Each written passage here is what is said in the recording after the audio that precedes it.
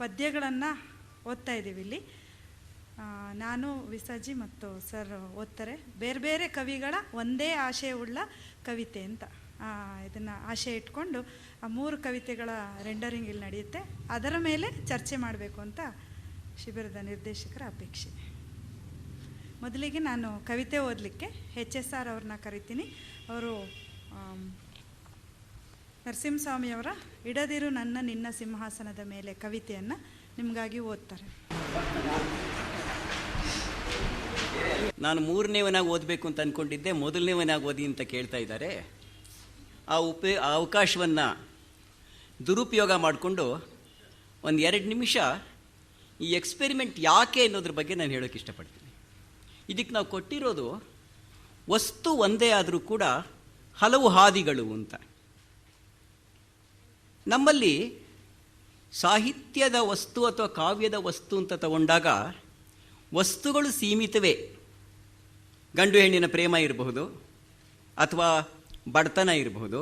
Actually ಬೇಂದ್ರೆಯವರು ಬಹಳ ಅದ್ಭುತವಾದ ಒಂದು ಲೇಖನ ಇದೆ, ಬಡತನವು ಯಾಕೆ ಸಾಹಿತ್ಯದ ವಸ್ತುವಾಗಿದೆ ಅಂತ. ಸಿಕ್ಕಾಗ ಯಾವಾಗಾದರೂ ಓದಿ. ಬಡತನ ಇರಬಹುದು, ಪ್ರಕೃತಿ ಇರಬಹುದು, ಭೂಮಿ ಇರಬಹುದು, ಮತ್ತಾವುದೋ ಇರಬಹುದು. ಒಂದೇ ವಸ್ತುವನ್ನು ಕುರಿತು ಬೇರೆ ಬೇರೆ ಕಾಲದಲ್ಲಿ ಅಥವಾ ಒಂದೇ ಕಾಲದಲ್ಲಿ ಬೇರೆ ಬೇರೆ ಕವಿಗಳಿಂದ ಯಾಕೆ ಭಿನ್ನ ಭಿನ್ನವಾದ ನಿಲುವುಗಳು, ದೃಷ್ಟಿಕೋನಗಳು ರೂಪಿತವಾಗುತ್ತೆ. ನಾನು ಬೆಳಗ್ಗೆ ಹೇಳ್ತಾ ಇದ್ದೆ ಲೋಕದೃಷ್ಟಿ ಅಂತ. ಲೋಕವನ್ನು ನೋಡುವ, ಅರ್ಥ ಮಾಡಿಕೊಳ್ಳುವ, ಕಟ್ಟಿಕೊಳ್ಳುವ ಒಂದು ಬಗೆ ಅದು. ಈ ಬಗೆ ಎಲ್ಲ ಕವಿಗಳಿಗೂ ಒಂದೇ ಇರುತ್ತೋ? ಒಂದು ಪರಂಪರೆಗೆ, ಚಳುವಳಿಗೆ ಸೇರಿದವ್ರಿಗೆಲ್ಲ ಒಂದೇ ಇರುತ್ತೋ? ಯಾರೋ ಒಬ್ಬ ಕವಿ ನಾವು 100 ವರ್ಷ ಬದುಕೋಣ, ಶತಂ ಜೀವೇಮ ಶರದಃ ಅಂತ ಹೇಳಿದ್ರೆ, ಕಮು ಅಂತ ಒಬ್ಬ ಫ್ರೆಂಚ್ ರೈಟರ್ ಸೂಯಿಸೈಡ್ ಇದ್ದ ಓನ್ಲಿ ಆನ್ಸರ್ ಅಂತ ಹೇಳ್ತಾನೆ. ಆತ್ಮಹತ್ಯೆ ಒಂದೇ ಇರುವ ಉತ್ತರ. ಇದು ಲೋಕದೃಷ್ಟಿ. ಟಾಲ್ಸ್ಟಾಯ್ ಅಂತ ಲೇಖಕನ ಲೋಕದೃಷ್ಟಿಗೂ ದಸ್ತೋವಸ್ಕಿಗೂ ಕುವೆಂಪು ಅವ್ರಿಗೂ ವ್ಯತ್ಯಾಸ ಇರುತ್ತಲ್ಲ. ಈ ಲೋಕದೃಷ್ಟಿ ಕವಿತೆಯ ವಸ್ತುವನ್ನು ಹೇಗೆ ಬದಲಾವಣೆ ಮಾಡುತ್ತೆ, ಅಥವಾ ವಸ್ತುವನ್ನು ಕಟ್ಟಿಕೊಡೋ ಬಗೆಯನ್ನು ಹೇಗೆ ಬದಲಾವಣೆ ಮಾಡುತ್ತೆ. ಭೂಮಿಯನ್ನು ತಾಯಿ ಅಂತ ಕರೆದವರಿದ್ದಾರೆ, ಭೂಮಿಯನ್ನು ಅದಕ್ಕಿಂತ ಭಿನ್ನವಾಗಿ ಒಂದು ವಸ್ತು ಅಂತ ಕರೆದಿದೆ, ವಿಲಾಸಿನಿ ಹಾಗೆ ಬದಲಿದೆ. ಇದು ಸಮಾಜ ಮತ್ತು ಚರಿತ್ರೆ ಬದಲಾಗ್ತಾ ಹೋದಾಗ ಅದು ಬದಲಾಗ್ತಾ ಹೋಗುತ್ತಾ? ನೀವು ಅಂತ ಒಂದು ಯಾವುದೋ ಒಂದು ವಸ್ತುವಿನ ಬಗ್ಗೆ ಬರೀಬೇಕಾದ್ರೆ ನೀವು ಅದನ್ನು ಹೇಗೆ ನೋಡುತ್ತೀರಾ? ಹೆಣ್ಣು ಅನ್ನೋದನ್ನು ಒಂದು ಪಂಜರ ಅಂತ ಹೇಳಿದವರಿದ್ದಾರೆ. ಅಡಿಗರ ಪದ್ಯನೇ ಇದೆ. ಅಡಿಗರು ನಮಗೆಲ್ಲ ಬಾಯ್ಪಾಠ ಆಗೋಗಿರ್ತಿತ್ತು ಅವಾಗ. ಹೆಣ್ಣು 1, ಹೆಣ್ಣು 2 ಅಂತ ಇದೆ. ಯಾಕೆ 2 ಪದ್ಯ ಬರ್ದಿದ್ದಾರೆ ಅವರು, ಹೆಣ್ಣು 1, ಹೆಣ್ಣು 2 ಅಂತ. 2 ಪದ್ಯಗಳಲ್ಲಿ ಅವರು ಅದೊಂದು ಪಂಜರ, ಅಲ್ಲಿ ರೇಷ್ಮೆ ಹೊನ್ನ ಪಂಜರ, ಬಂಗಾರದ ಹೌದು, ಆದರೂ ಕೂಡ ಪಂಜರವೇ. ಎಲ್ಲರೂ ಹಾಗೆ ಬರೆದಿದ್ದಾರಾ? ಹೆಣ್ಣು ಮಾಯೆ ಎಂಬರು, ಹೊನ್ನು ಮಾಯೆ ಎಂಬರು, ಹೆಣ್ಣು ಮಾಯೆ ಅಲ್ಲ, ಹೊನ್ನು ಮಾಯೆ ಅಲ್ಲ ಅಂತ ಇನ್ನೊಬ್ರು ಹೇಳ್ತಾರೆ. ಮರಣ ಮುಂಗಣ ಆಸೆಯ ಮಾಯೆ ಅಂತ ಇನ್ನೊಬ್ರು ಹೇಳ್ತಾರೆ. ಹಾಗಾಗಿ ಒಂದು ವಸ್ತು ಒಂದು ಕಾಲದಲ್ಲಿ, ಒಂದು ಸಂದರ್ಭದಲ್ಲಿ, ಒಬ್ಬ ಕವಿಯ ಮನೋಧರ್ಮದಲ್ಲಿ ಹೇಗೆ ಬೇರೆ ಬೇರೆ ಆಗುತ್ತೆ ಅಂತ ನೋಡೋದಕ್ಕೆ ನಾವು 3 ಪದ್ಯಗಳನ್ನು ಇಲ್ಲಿ ಆರಿಸ್ಕೊಂಡಿರ್ತಕ್ಕಂಥದ್ದು. 4 ಅಂದ್ಕೊಂಡ್ವಿ, 4 ಬೇಡ 3 ಸಾಕು ಅಂತ ಚರ್ಚೆಗೆ ಅನುಕೂಲ ಆಗಲಿ ಅಂತ ಕಮ್ಮಿ ಮಾಡಿದೆ. ಒಂದು ಬೇಂದ್ರೆಯವರ ಚಿಗರಿಗಂಗಳ ಚೆಲುವೆ ಅಂತ. ಈಗ ಸದ್ಯಕ್ಕೆ ಅದನ್ನ ಆಮೇಲೆ ತಾರಣಿಗರು ಓದ್ತಾರೆ, ಮೊದಲು ಓದಬೇಕಾಗಿತ್ತದು. ಏನಿವೆ ಚಿಗರಿಗಂಗಳ ಚೆಲುವೆ ಜೊತೆಯಲ್ಲೇ ನೀವು ಓದಬೇಕಾದ ಇನ್ನೊಂದು ಬೇಂದ್ರೆಯವರ ಪದ್ಯ ಮೊದಲಗಿತ್ತಿ ಅಂತ. ಹೆಚ್ಚು ಕಮ್ಮಿ ಒಂದೇ ಸಂಕಲನದಲ್ಲಿ ಬರುತ್ತೆ.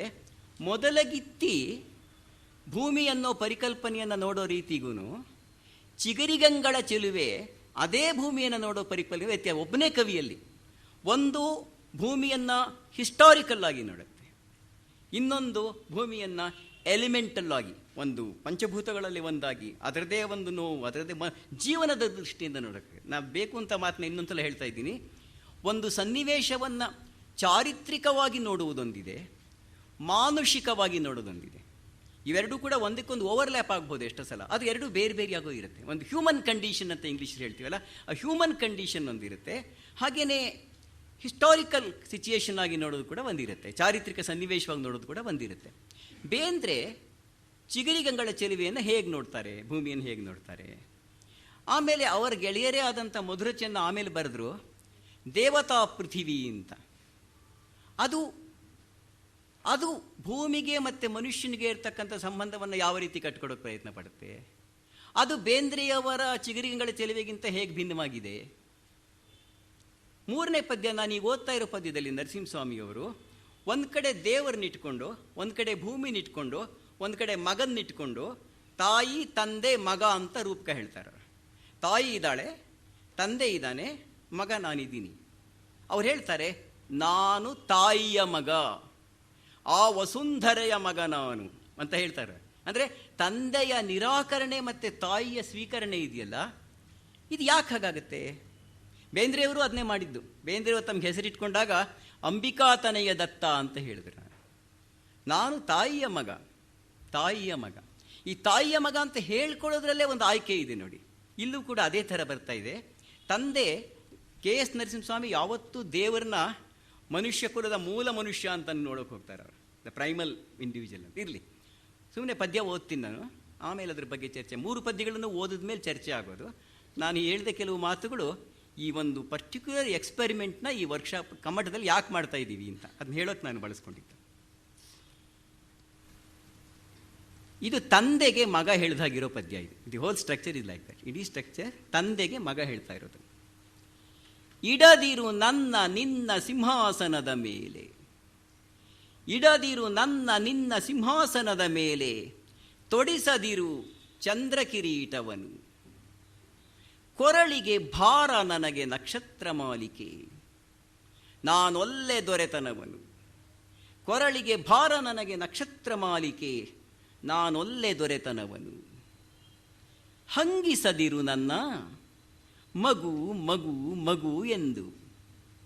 ಅನೇಕ ತಂದೆಯರು ಮಕ್ಕಳನ್ನ ಬಿಲಿಟ್ಲ್ ಮಾಡೋದು ಹೀಗೇನೆ. ಹಂಗಿಸದಿರು ನನ್ನ ಮಗು ಮಗು ಮಗು ಎಂದು, ಭಂಗಿಸದಿರು ನನ್ನ ಬಲವನು. ನಿನಗೆ ದೊರೆತನ ಇಂದು ಬೇಸರಾಯಿತು ಎಂದು ವಹಿಸದಿರು ನನಗೆ ಅದನು. ಇಡದಿರು ನನ್ನ ನಿನ್ನ ಸಿಂಹಾಸನದ ಮೇಲೆ. ಕಾಣಲಿ ಬಿಡು ನಿನ್ನ ಪೌರುಷ ಜ್ವಾಲೆ, ಕಾಣಲಿ ಬಿಡು ನಿನ್ನ ಪೌರುಷ ಜ್ವಾಲೆ, ಮುದ್ದಿನಲ್ಲಿ ಹೇಡಿತನವನ್ನು ಊಡದಿರು ನನಗೆ. ಊಡೋದನ್ನ ಕೂಡಿಸೋದು ತಿನ್ನಿಸೋದು ಅಂತಲ್ಲಿ. ಮುದ್ದಿನಲ್ಲಿ ಹೇಡಿತನವನ್ನು ಊಡದಿರು ನನಗೆ, ವಜ್ರವಾಗಲಿ ನಿನ್ನ ಒಲುಮೆ, ವಜ್ರವಾಗಲಿ ನಿನ್ನ ಒಲುಮೆ. ಎಷ್ಟು ಕಾಲದ ಮೇಲೆ ಇಷ್ಟೊಂದು ಅಭಿಮಾನ, ಎಷ್ಟು ಕಾಲದ ಮೇಲೆ ಇಷ್ಟೊಂದು ಅಭಿಮಾನ ಅರ್ಥವಾಗದು ನಿನ್ನ ರೀತಿ, ಎಷ್ಟು ಕಾಲದ ಮೇಲೆ ಇಷ್ಟೊಂದು ಅಭಿಮಾನ ಅರ್ಥವಾಗದು ನಿನ್ನ ರೀತಿ. ಅಂದು ಬೇಡದ ಕಂದ ಇಂದು ಅದೇ ಆನಂದ, ಅಂದು ಬೇಡದ ಕಂದ ಇಂದು ಅದೇ ಆನಂದ, ಸ್ವಾರ್ಥತೆಯೇ ನಿನ್ನ ನೀತಿ. ತಾಯಿ ಹೇಳಿದಳು, ತಾಯಿ ಎಂಟ್ರಾಗತ್ತೀಗ. ತಾಯಿ ಹೇಳಿದಳು, ನೀನೆಂದು ಸೋಕಿದೆಯಂತೆ ಅವಳ ಮೋಹನ ಭುಜವನು, ನೀನೆಂದು ಸೋಕಿದೆಯಂತೆ ಅವಳ ಮೋಹನ ಭುಜವನು, ನಾನಾಗ ಅಚ್ಚರಿಯ ನಡುವೆ ಹುಟ್ಟಿದೆನಂತೆ ಮುತ್ತಿಡುತ್ತ ಭೂಧ್ವಜವನು. ತಾಯಿ ಮಗುವನ್ನು ಬೆಳೆಸಿದ್ದು. ಮರುಭೂಮಿಯಲ್ಲಿ ನನಗೆ ಮುಗಿಲ ತೊಟ್ಟಿಲ ಕಟ್ಟಿ ಹಿಮ ಬೆಂಕಿ ಬಿರುಗಾಳಿ ಬೀಸಿ, ಮರುಭೂಮಿಯಲ್ಲಿ ನನಗೆ ಮುಗಿಲ ತೊಟ್ಟಿಲ ಕಟ್ಟಿ ಹಿಮ ಬೆಂಕಿ ಬಿರುಗಾಳಿ ಬೀಸಿ, ಯಾವ ಹರುಷವೋ ತಾಯಿಗೆ ನನ್ನಂಥ ಮಗ ಹುಟ್ಟಿ, ಪೊರೆದಳಂತೆ ಅಮೃತವನೇ ಸೂಸಿ, ಪೊರೆದಳಂತ ಅಮೃತವನೇ ಸೂಸಿ. ಮಳೆ ಹೊಳೆ ಕಡಲೆಲ್ಲ ಹಾಡಿ ನನ್ನ ಕರೆಯೇ, ಮಳೆ ಹೊಳೆ ಕಡಲೆಲ್ಲ ಹಾಡಿ ನನ್ನ ಕರೆಯೇ, ಬೆಳೆ ಬದುಕೆಲ್ಲ ನೆಲದ ಚೆಲುವ ತೆರೆಯೇ. ಮಳೆ ಹೊಳೆ ಕಡಲೆಲ್ಲ ಹಾಡಿ ನನ್ನ ಕರೆಯೇ, ಬೆಳೆ ಬದುಕೆಲ್ಲ ನೆಲದ ಚೆಲುವ ತೆರೆಯೇ. ತಾಯಿ ನನ್ನನ್ನು ಹಿಡಿದು ಬೆಟ್ಟ ಬೆಟ್ಟದ ಮೇಲೆ ಮುಗಿಲ ಮದ್ದಲೆಗೊಳಿದು ಕುಣಿದಳಂತೆ, ತಾಯಿ ನನ್ನನ್ನು ಹಿಡಿದು ಬೆಟ್ಟ ಬೆಟ್ಟದ ಮೇಲೆ ಮುಗಿಲ ಮದ್ದಲೆಗೊಳಿದು ಕುಣಿದಳಂತೆ. ದೇಶ ದೇಶದ ಬಿಸಿಲ ನನ್ನ ಕೆನ್ನೆಗೆ ತಳ್ಳಿ ಕೂಸುಮರಿ ಮಾಡಿ ಬಾಂದಳದಲ್ಲಿ, ಪರ್ವತಾರಣ್ಯಗಳ ಸಿಂಹ ಶಿಬಿರಗಳಲ್ಲಿ ನನ್ನ ಬೆಳೆಸಿದಳಂತೆ ಅಗ್ನಿಕುವರಿ. ನೀನಂದು ನನ್ನ ನೋಡಿರಬೇಕು, ನೀನಂದು ನನ್ನ ನೋಡಿರಬೇಕು. ನಾನು ನಸು ನಕ್ಕು ಕೈಬೀಸಿ ನಾನಿನ್ನ ಕರೆದೆ. ನಿನಗೆ ನಿನಗೆ ಅಂಥ ರಾಜಾಧಿರಾಜನೆನ್ನುವ ಸೊಕ್ಕು ನನ್ನ ಮೈಮುಟ್ಟದೆಯೇ ನಡೆದೆ. ನಿನಗೆ ಅಂಥ ರಾಜಾಧಿರಾಜನೆನ್ನುವ ಸೊಕ್ಕು ನನ್ನ ಮೈಮುಟ್ಟದೆಯೇ ನಡೆದೆ. ತಾಯೆಂದಳಂತೆ ತಾಯೆಂದಳಂತೆ, ಪುಟಾಣಿ ಅವರನ್ನು ಕೂಗು, ಅಂಬೆಗಾಲಿಡುತ್ತ ಮುಂದೆ ಹೋಗು. ಅದ ಕೇಳಿ ಕೇಳದವನಂತೆ ಸರಿಯಲು ನೀನು, ಅದ ಕೇಳಿ ಕೇಳದವನಂತೆ ಸರಿಯಲು ನೀನು ಬಲು ನೊಂದಳಂತೆ. ಎಂಥವರು ಇವರು? ಬಲು ನೊಂದಳಂತೆ ಎಂದಳಂತೆ. ಎಂಥವರು ಇವರು? ತಾಯಿ ದೇವರು ಎಂದು ತಾರೆಗಳು ಹಾಡಿದವು, ಆಕೆ ಮಾಯೆಯೇ ಎಂದರು ಅರಿಯದವರು. ತಾಯಿ ದೇವರು ಎಂದು ತಾರೆಗಳು ಹಾಡಿದವು, ಆಕೆ ಮಾಯೆಯೇ ಎಂದರರಿಯದವರು. ಅವಳ ಪ್ರೇಮದ ಸವಿಯ ನೀನು ಕಂಡಿರಬಹುದು. ಆವಸುಂಧರೆಯ ಮಗ ನಾನು, ಆವಸುಂಧರೆಯ ಮಗ ನಾನು. ಕೇಳಿದೆನು, ತಂದೆನು ಕೇಳ್ತಾನಂತೆ, ನಾನಿನ್ನ ಕಾಣದೆಯೇ ಬೆಳೆದೆ, ನಾನಿನ್ನ ಕಾಣದೆಯೇ ಬೆಳೆದೆ. ನಾ ಕಂಡಿಹೆನು ತಾಯ ಸಂಪ್ರೀತಿಯನು ಚೆಲುವನು. ತನ್ನ ಮಗ ಬೆಳೆದು ತಂದೆ ಬಲವ ಗಳಿಸುವನು ಎಂದವಳು ನಂಬಿರುವಳು. ತನ್ನ ಮಗ ಬೆಳೆದು ತಂದೆಯ ಬಲವ ಗಳಿಸುವನು ಎಂದವಳು ನಂಬಿರುವಳು. ನಿನ್ನ ಹಂಗಿಲ್ಲದೆಯೇ ನಾ ಬಾಳುವುದ ಕಲಿಸು. ನಿನ್ನ ಹಂಗಿಲ್ಲದೆಯೇ ನಾ ಬಾಳುವುದ ಕಲಿಸು. ನೊಂದು ಮಾಗಲಿ ಜೀವ ಎಂದು ಹರಸು. ನಂಗೆ ತುಂಬ ಇಷ್ಟವಾದ ಸಾಲಿದೆ. ನೊಂದು ಮಾಗಲಿ ಜೀವ ಎಂದು ಹರಸು. ನಿನ್ನ ಕುರಿಯದ ನನ್ನ ದಾರಿಗೆಡರನು ನಿಲ್ಲಿಸು. ನಡೆದಂತೆ ದಾರಿಯನ್ನು ಬಿಚ್ಚಿ ಬೆಳೆಸು. ಮಗನ ಕಾಡುವ ತಂದೆ ನೀನಾಗು, ಮಗನ ಕಾಡುವ ತಂದೆ ನೀನಾಗು. ಹಗೆಯಾಗು, ಹಣ್ಣಾಗಿಸು ಎನ್ನ ಉಸಿರನು. ನಿನ್ನ ಬಂಡೆಯ ಮೇಲೆ ನನ್ನ ನೆತ್ತರ ಹನಿಸು. ನಿನ್ನ ಬಂಡೆಯ ಮೇಲೆ ನನ್ನ ನೆತ್ತರ ಹನಿಸು. ಕಾಣಲ್ಲಿ ನಿನ್ನ ಹೆಸರನು. ಬಂದ ಬಾಗಿಲು ಮಣ್ಣು, ಬೆಳಗ್ಗೆ ಹೇಳ್ತಾ ಇದ್ದಲ್ಲ, ಬಂದ ಬಾಗಿಲು ಮಣ್ಣು, ಬಿಡುವ ಬಾಗಿಲು ಮಣ್ಣು, ನಡುವೆ ಕಾಪಾಡುವುದು ತಾಯ ಕಣ್ಣು, ನಡುವೆ ಕಾಪಾಡುವುದು ತಾಯ ಕಣ್ಣು. ಈ ಕಣ್ಸೆರೆಯ ಕಲ್ಕೋಟೆಯೆಲ್ಲ ಹೊನ್ನು, ಈ ಕಣ್ಸೆರೆಯ ಕಲ್ಕೋಟೆಯೆಲ್ಲ ಹೊನ್ನು. ನನ್ನ ಕೈ ಬಿಡುವುದೇ ನಿನಗೆ ಚೆನ್ನು. ಮುಪ್ಪಿರದ ಸಾವಿರದ ನಿನ್ನ ದೊರೆತನ ಎಂದು ಮುಗಿದೀತು ಎಂದು ಕಾದಿಲ್ಲ ನಾನು. ಮುಪ್ಪಿರದ ಸಾವಿರದ ನಿನ್ನ ದೊರೆತನ ಎಂದು ಮುಗಿದೀತು ಎಂದು ಕಾದಿಲ್ಲ ನಾನು. ಬೆಳೆದ ಮಗ ಹೊರಲಿ ನೊಗ ಕೇಳಿಬಿಡುವೆನು ಎಂದು ಭ್ರಮೆಗೊಂಡು ಬಂದಿರುವೆ ನೀನು. ಇಡದಿರು ನನ್ನ ನಿನ್ನ ಸಿಂಹಾಸನದ ಮೇಲೆ, ನಾನೊಲ್ಲೆ ದೊರೆತನವನು. ಅಂದರೆ ಇಡೀ ಏನು ಹೇಳಲ್ಲ ನನ್ನ ಪದ್ಯ ನಿಮಗೆ.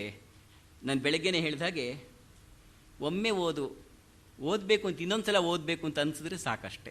ಇನ್ನು 10 ಸಲ ಓದಿದ್ರೆ ಅದು ನಿಮ್ಮ ಪದ್ಯ ಆಗಬೇಕು, ಆಗುತ್ತೆ ಅನ್ನೋ ನಂಬಿಕೆ ನನಗಿದೆ. ಇದು ಕೇವಲ ಪದ್ಯ ಅಲ್ಲ, ಇದು ಲೋಕವನ್ನು, ಸಮಾಜವನ್ನು ನಾವು ನೀವು ಕೂಡ ಇವತ್ತು ನೋಡಬೇಕಾದ ರೀತಿ ಇದು. ತಾಯಿ ತತ್ವ ಒಂದಿದೆ, ತಂದೆ ತತ್ವ ಒಂದಿದೆ. ದಯವಿಟ್ಟು ಕನ್ಫ್ಯೂಸ್ ಮಾಡ್ಕೋಬೇಡಿ. ತಂದೆ ತತ್ವ ಗಂಡಸರಲ್ಲಿ ಮಾತ್ರ ಇರುತ್ತೆ, ತಾಯಿ ತತ್ವ ಹೆಂಗಸರಲ್ಲಿ ಮಾತ್ರ ಇರುತ್ತೆ. ಅಲ್ಲ, ಹಂಗಲ್ಲ. ಅದು ತಾಯಿ ತತ್ವ ಅನ್ನೋದು ಗಂಡಸರಲ್ಲೂ ಇರ್ಬೋದು, ಹೆಂಗಸರಲ್ಲೂ ಇರ್ಬೋದು. ತಂದೆ ತತ್ವವೂ ಹಾಗೇನೆ. ಆದರೆ ಆ ತತ್ವಗಳ ಮಾತನ್ನಾಡ್ತಾ ಇದೆ. ಕಾಪಾಡುವ ತಾಯಿ ಬೇಕಾ, ಕೊಲ್ಲುವ ತಂದೆ ಬೇಕಾ? ದಯವಿಟ್ಟು ಯೋಚನೆ ಮಾಡಿ. ನಿನ್ನೆ ಬೆಳಗ್ಗೆಯಿಂದ ಪೇಪರಲ್ಲಿ ವಿಜೃಂಭಿಸ್ತಾ ಇರೋದು ಎಲ್ಲೋ ಹೋಗಿ ಯಾರನ್ನೋ ನಾವು ಕೊಂದ್ವಿ ಅನ್ನೋ ಸುದ್ದಿನೇ. ಉರಿ ಇರ್ಬೋದು, ಪುರಿ ಇರ್ಬೋದು. ಎನಿವೆ, ಅದು ಸುಮ್ಮನೆ ಒಂದು ಅಡಿ ಟಿಪ್ಪಣಿಯಾಗಿ ನಾವು ಮಾತನ್ನು ಸೇರಿಸ್ತಾ ಇರೋದು. ಈ ಪದ್ಯದ ವಸ್ತು ಅದಕ್ಕಿಂತ ತುಂಬ ವಿಸ್ತಾರವಾದ್ದು. ಈಗ ಇನ್ನೊಂದು ಪದ್ಯ.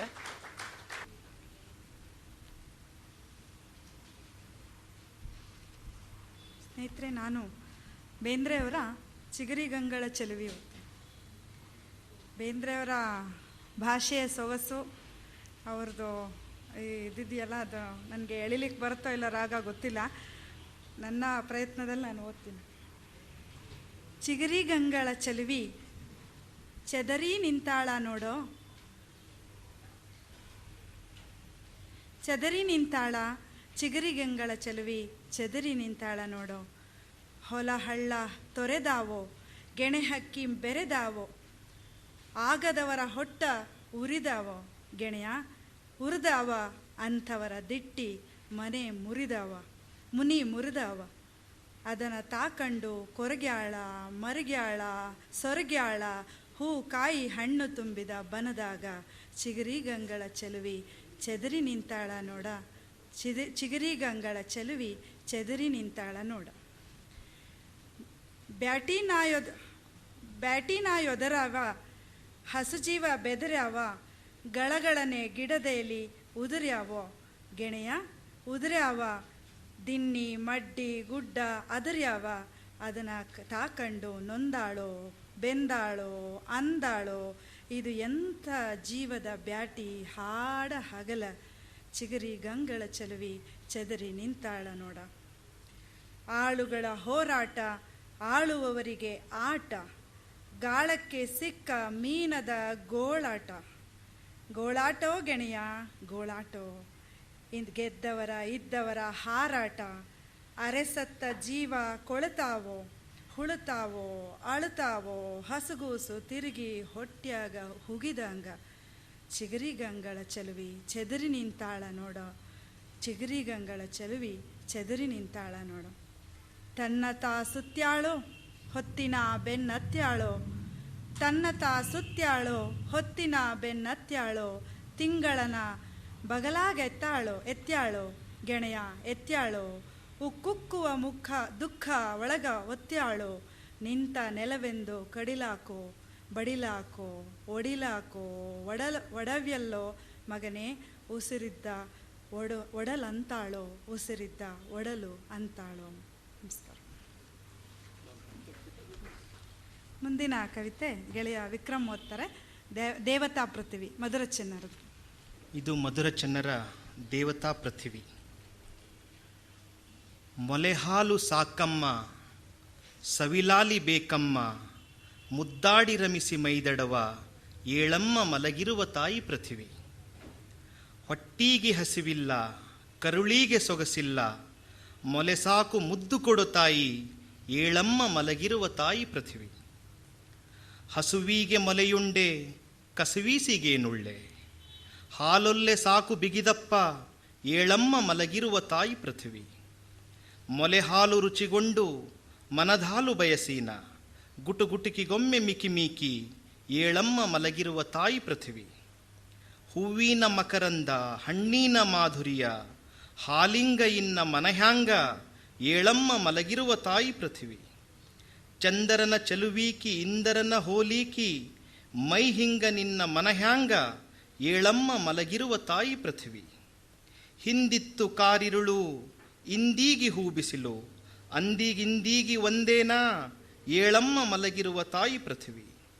ಕಣ್ಣು ಅರಳದ ಕೂಸು ಮ್ಯಾಲೆ ಕತ್ತಲೆ ಗವಿಯು, ಆಗಲ್ಲ ಕಂಡೆ ನಾನೀಗ ಏಳಮ್ಮ ಮಲಗಿರುವ ತಾಯಿ ಪೃಥ್ವಿ.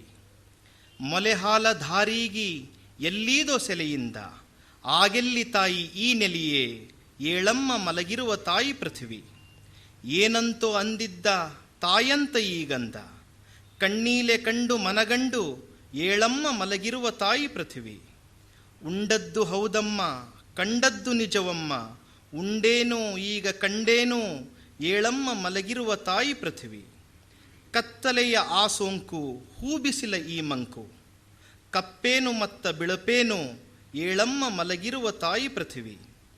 ಕಾಣದ ಆ ಕುರುಡು ಕಾಣುವ ಈ ಕುರುಡು, ಕಂಡೇನು ಕಾಣದಿದ್ದೇನು ಏಳಮ್ಮ ಮಲಗಿರುವ ತಾಯಿ ಪೃಥ್ವಿ. ಅರುವಲ್ಲ ಮರುವಲ್ಲ ಅರಿತದ್ದು ಸ್ಥಿರವಿಲ್ಲ, ಅರಿತೇನು ಆಶೆ ತೀರದೆ ಏಳಮ್ಮ ಮಲಗಿರುವ ತಾಯಿ ಪೃಥ್ವಿ.